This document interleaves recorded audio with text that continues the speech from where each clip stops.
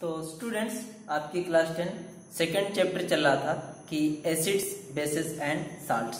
ठीक, वहां पे हमने बताया था कि एसिड्स क्या होते हैं, बेसिस जनरली एसिड बेसिस क्या होते हैं, कैसे उनको जनरली एसिड्स को हम कैसे या बेस को कैसे हम आइडेंटिफाई कैसे करते हैं, कैसे पता करते हैं कि कौन एसिड है कौन बेस है, क्या टेस्ट है उसको पता करने का, क्या हमारे पास एक्सपेरिमेंट है जिसे हम करते थे। हमने कहा था वहां पे कुछ इंडिकेटर्स का इस्तेमाल हमने किया था।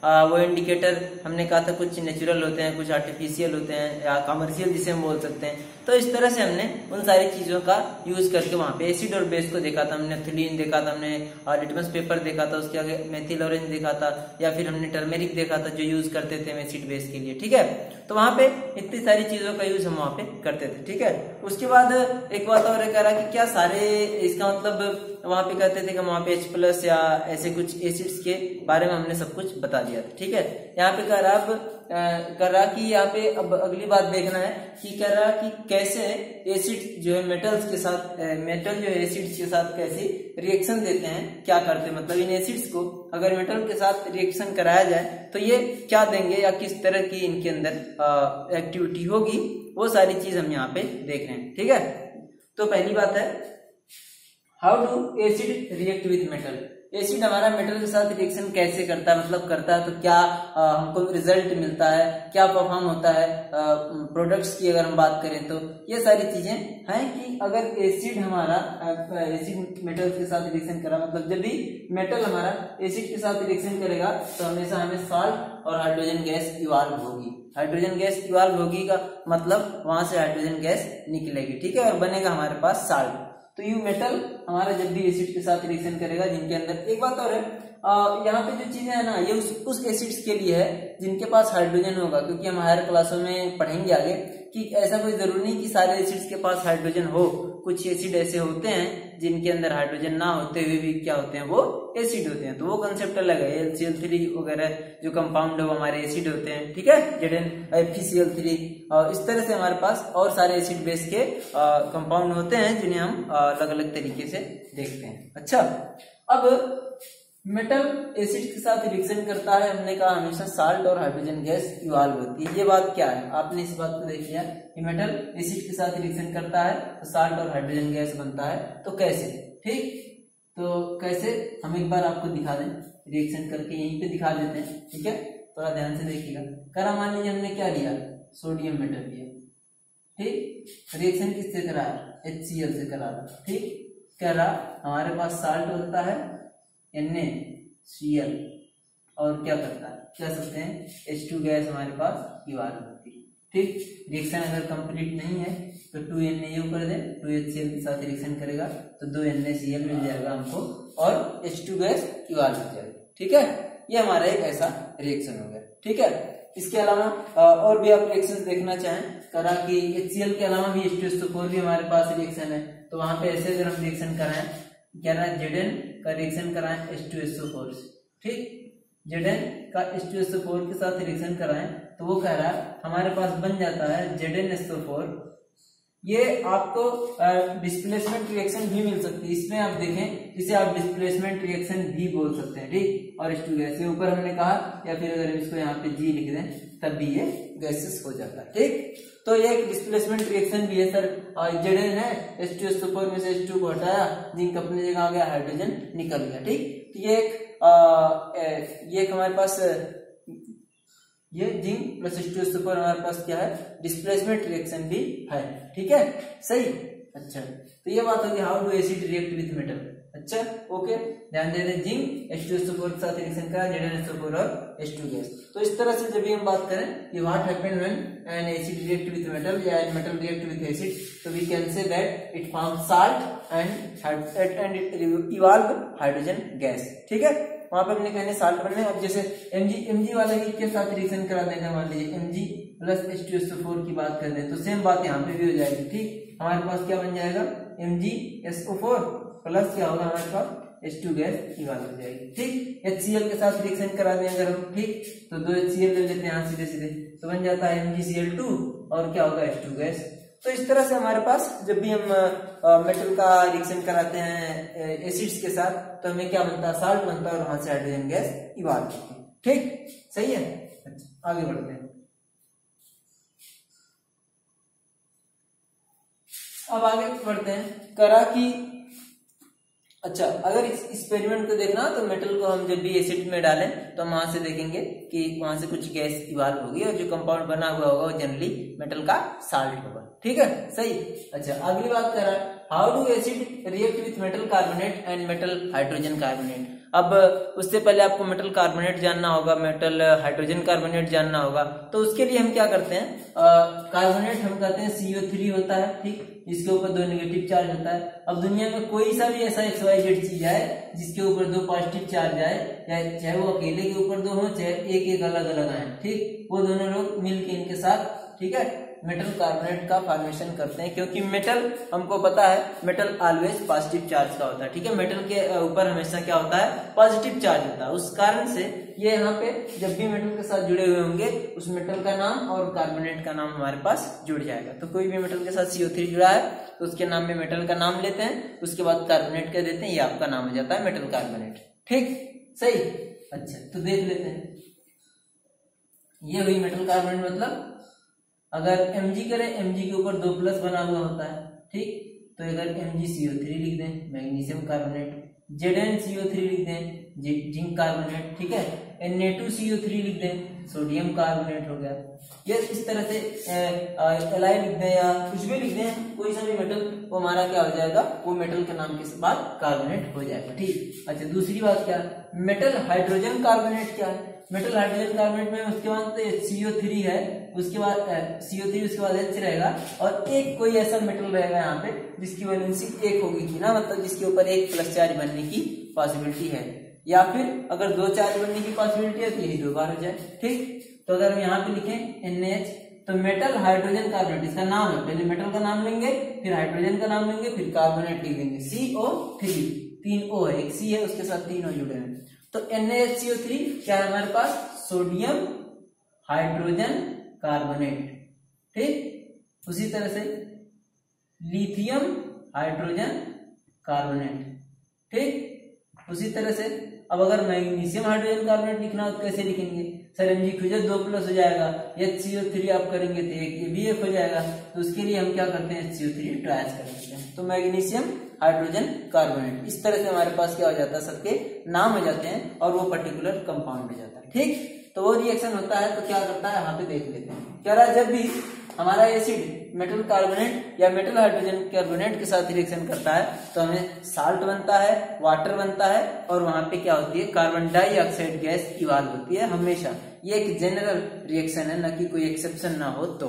ठीक, तो कह रहा है कि जब भी हमारा मेटल कार्बोनेट या metal hydrogen carbonate HCl acids के साथ रिएक्शन करता है हमें साल्ट बनता है, वाटर बनता है और कार्बन डाइऑक्साइड का फॉर्मेशन होता है। हमेशा कार्बन डाइऑक्साइड गैस इवाल्व होती है, salt, water and carbon dioxide gas हमारी निकलती है। ठीक है, तो वहां पे देखते हैं, करा Na2CO3 हमने लिया, सोडियम कार्बोनेट Na2CO3, ठीक, Na2CO3, इसने HCl के साथ रिएक्शन करा तो हमारे पास NaCl साल्ट बना, आपको पता है सोडियम क्लोराइड, H2O वाटर है और CO2 हमारे पास कार्बन डाइऑक्साइड गैस है जो यहाँ पे बनी हुई है। अच्छा दूसरी बात, NaHCO3 सोडियम हाइड्रोजन कार्बोनेट, यहाँ पे भी HCl के साथ रिएक्शन करा तो NaCl साल्ट, वाटर और कार्बन डाइऑक्साइड गैस। ठीक, तो इसका मतलब जब भी हम मेटल हाइड्रोजन कार्बोनेट के साथ रिएक्शन कराएं तो वहां पे साल्ट बनता है, वाटर बनता है और कार्बन डाइऑक्साइड गैस। साल्ट, ठीक, वाटर और कार्बन डाइऑक्साइड गैस। ठीक, सही। अच्छा आगे बढ़ते हैं, ये बातें आपको एक्सरसाइज में काम आएंगी। एक्सरसाइज में से क्वेश्चन आएगा, डायरेक्ट पूछ लिया जाएगा तो आप उसका सोल्यूशन आसानी से इस बात को याद करके, इस बात को जान के बता सकते हैं। ठीक, आगे कह रहा है कि how do acid react with metal oxide. ठीक, कह रहा how do acid react with metal oxide. ठीक, how do acid react with metal oxide. Metal oxide. ठीक, मेटल ऑक्साइड आपको पता है कि ऑक्सीजन के ऊपर 2 माइनस चार्ज रख के मेटल के ऊपर जिनके ऊपर जो भी प्लस चार्ज है उस हिसाब से उसकी चार्ज को प्लस माइनस दोनों को इक्वल करके जो फार्मूला हमें मिलता है वही मेटल ऑक्साइड होता है। ठीक है ना। तो अगर ऑक्सीजन के ऊपर है ये, मैग्नीशियम की बात करें हम, मैग्नीशियम के ऊपर 2 प्लस होता है, ऑक्सीजन के ऊपर 2 माइनस, तो अगर हम MgO लिखे हैं तो हमारे पास क्या है, मैग्नीशियम ऑक्साइड। उसी तरह Zn के ऊपर 2 प्लस होता है, ZnO। Lithium 2O lithium oxide. Sodium oxide ये है हमारे पास। ठीक, इस तरह से हमारे पास सबके होते हैं। अच्छा, एल्यूमिनियम Al2O3 है। ठीक, इस तरह से एल्यूमिनियम का ऑक्साइड है। आयरन का ऑक्साइड है Fe2O3 है। ठीक है, इस तरह से हमारे पास Fe3O2 भी है हमारे पास। ठीक, इस तरह से हमारे पास मेटल के ऑक्साइड मिलते हैं। ठीक है, अब करा यही मेटल के ऑक्साइड के साथ एसिड रिएक्ट करता है तो क्या बनता है। ठीक है, सही। तो मेटल ऑक्साइड के साथ एसिड रिएक्ट करता है तो हमें क्या मिलता है, यहाँ पे भी मेटल का साल्ट बनता है और वाटर, यहाँ पे भी मेटल हैलाइड साल्ट बनता है और वाटर। ठीक है, या मेटल साल्ट बनता है और वाटर। तो मेटल ऑक्साइड की अगर हम बात करें, करा CuO का रिएक्शन करें HCl के साथ। ठीक, CuO का रिएक्शन करें हम HCl के साथ तो हमारे पास क्या मिलेगा, CuCl2। ठीक, यहाँ पे मिलेगा CuCl2 और वाटर।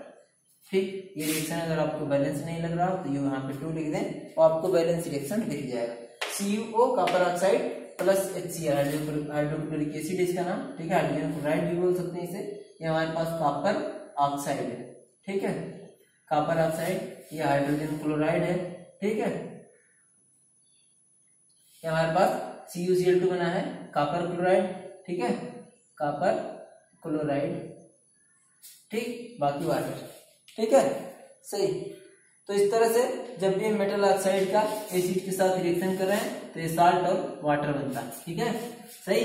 तो जब भी मेटल ऑक्साइड का रिएक्शन कर रहे हैं हम एसिड के साथ, ठीक, तो वहां पे बनता है साल्ट और साल्ट प्लस बनता है वाटर।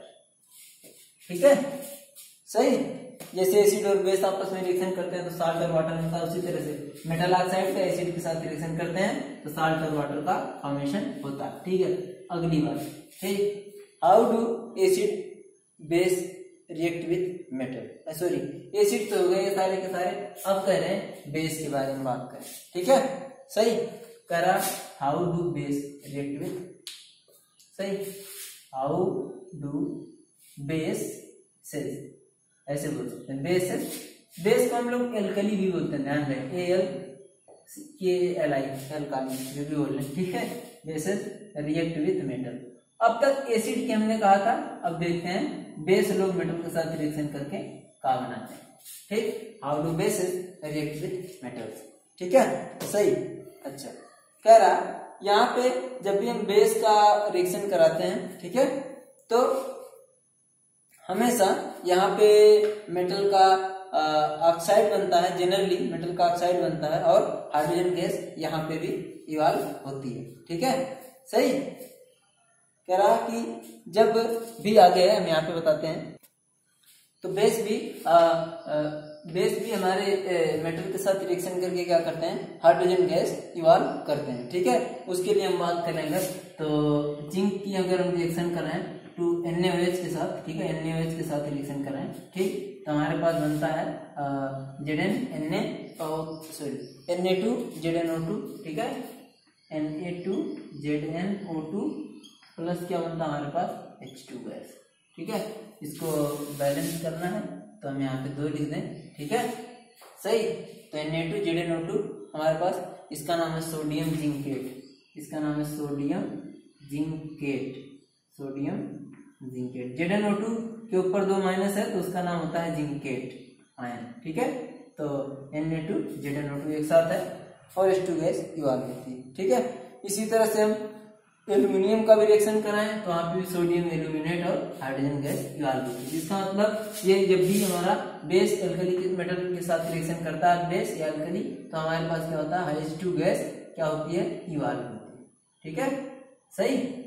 चलिए, ठीक है, इतनी सारी बातें हो गई। अब आइए डिटेल देखते हैं, एसिड क्या है, बेस क्या है, किसी को क्या एसिड कहेंगे, किसी को क्या से एसिड कहेंगे। ठीक है, सही। अच्छा, आगे आ रहा सीधे एसिड्स एंड बेसिस। अब जनरली एसिड और बेस की क्या है मेन बातें कैसे हैं, पहचानने की सारी बातें कैसे हैं, ये सब तो उसके लिए टेस्ट थे जिन हम उन सारे टेस्ट को परफॉर्म करके क्या करें, सिंपली उसे जान सकते थे कि वो एसिड है या वो बेस है। ठीक है, हमारे पास कुछ इंडिकेटर हुआ करते थे, हमने कहा वो किसी के साथ रिएक्शन करके क्या देते थे। मान लो हमने दिया, आपको बोला सर एसिड है कि बेस है मैं नहीं बताऊंगा, तो आप क्या करें, प्रॉपर किसी ऐसे कहा ना एसिड के साथ रिएक्शन करके क्या देता है, साल्ट देता है, हाइड्रोजन गैस इवाल्व होती है, किसी में साल्ट और वाटर हाइड्रोजन गैस इवाल्व होती है। तो ये सारी चीजें हम क्या करते हैं, ऑब्जर्व करके खुद से जान सकते हैं कि वो क्या रिएक्शन दे रहा है, तो इसका मतलब वो क्या हो सकता है। अभी एसिड और बेस, किसी को कैसे एसिड कहते हैं, कैसे बेस करते हैं, ठीक है,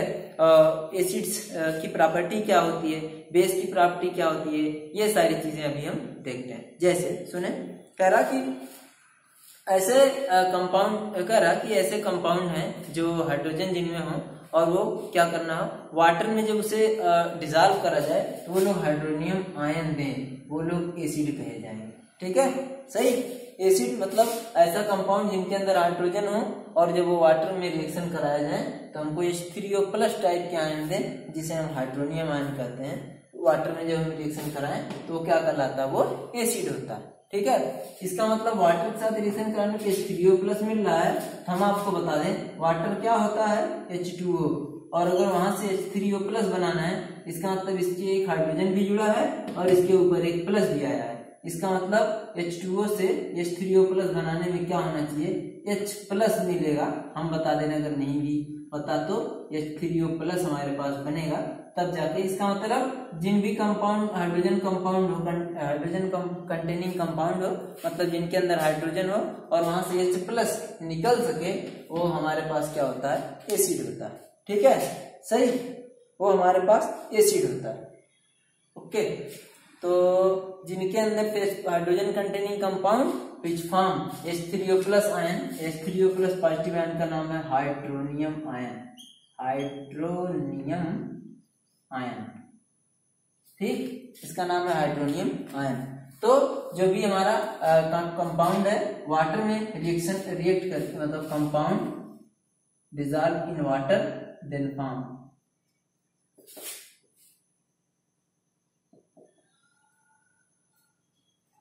फॉर्म हाइड्रोनियम आयन। अगर उसे वाटर में डिसॉल्व करा जाए वो हाइड्रोनियम आयन मतलब H3O+ आयन देगा, इसका मतलब वो एसिड। और मैंने बताया कि H3O+ आयन असल में बनता कैसे जिंदगी में, H3O+ आयन मतलब हाइड्रोनियम आयन बनता तब है जब वाटर के साथ कोई H+ मिल जाए, तभी वो क्या करता है, H3O+ का फॉर्मेशन करता है। तो ऐसे कंपाउंड को हम क्या करते हैं, एसिड्स कहते हैं। ठीक है, सही, ऐसे कंपाउंड्स को हम क्या कहते हैं, एसिड कहते हैं। तो जैसे कह रहा हाइड्रोजन क्लोराइड, एग्जाम्पल कह रहा है हाइड्रोजन क्लोराइड, ठीक है, कामा एसिटिक एसिड, सिरका जिसे बोलते हैं, विनेगर, CH3COH। ठीक है, उसके अलावा हमारे पास H2SO4, ये सारी चीजें हमारे पास क्या होती हैं, H2SO4 एसिड्स हैं। कैसे हैं हम बताते हैं, यहाँ से आप बता दें, हम आपकी सुविधा के लिए, आपको ना पता है तो, कि ये HCl क्या होता है, यहाँ हमेशा H+ देता है और प्लस Cl- में ब्रेक हो जाता है। तो अब जब भी इस पानी में घोलेंगे ये हमेशा ऐसे ही टूटा हुआ होगा या टूट जाएगा आसानी से, तो H+ वाटर के साथ मिलकर क्या बना लेगा, H3O+ हाइड्रोनियम आयन, और इसका मतलब यही, ये भी क्या है, एसिड है। इसमें एसीटेट में डालते हैं तो ये भी एसीटेट मतलब एसिटिक एसिड है, ये भी ब्रेक होता है पानी में तो H+ देता है और H+ देता है और CH3COO- देता है। ठीक, CH3COO- देता है, मतलब ये एसीटेट आयन, इसे बोलते हैं एसी। अच्छा, इसका नाम भी हम बता दें आपको, एसिटिक एसिड, एसिटिक एसिड। ये क्या हमारा सल्फ्यूरिक एसिड, हमारा क्या है, सल्फ्यूरिक एसिड। ठीक है, ये हमारा हाइड्रोजन क्लोराइड जिसे हम हाइड्रोक्लोरिक एसिड भी बोलते हैं, आपको बता दें हाइड्रोक्लोरिक एसिड। ठीक, सही। तो इस तरह से हम बात करें तो ये सारे हमारे एसिड्स के कंपाउंड है। ठीक है, सही। तो जब ये भी H+ दे रहा है, ये भी H+, अच्छा यहाँ पे दो हमारे पास H+ मिलता है, ठीक, प्लस SO4, इसके ऊपर 2 माइनस, इसका नाम हो जाता है सल्फेट आयन। ये सल्फेट है, ये हमारा एसीटेट है, ठीक है, और ये हमारा क्लोराइड। ठीक, तो इस तरह से हम क्या करते हैं, एसिड्स को पहचान सकते हैं, यहाँ पे एसिड्स क्या क्या रिएक्शन देते हैं, ये हम अगले क्लास में आपको डिस्कस करेंगे। ठीक है, तो आज के लिए आपने देखा ये एसिड्स में किसी के साथ रिएक्शन करके क्या करते हैं और एसिड्स के कहते किसे हैं, ऐसा कंपाउंड जिनके अंदर हाइड्रोजन हो और वो वाटर में डिजॉल्व करने पे क्या करें, हाइड्रोनियम आयन दें, मतलब H3O+ आयन दें, उसे हम क्या कहेंगे, एसिड कहेंगे। ठीक है, तो आज की क्लास के लिए इतने, आप इसे रिवाइज करें, कोई डाउट होता है तो आप पूछें। ठीक है, कोई दिक्कत होती है आपको जवाब दिया जाएगा। ओके, आज की क्लास के लिए इतना ही, थैंक यू।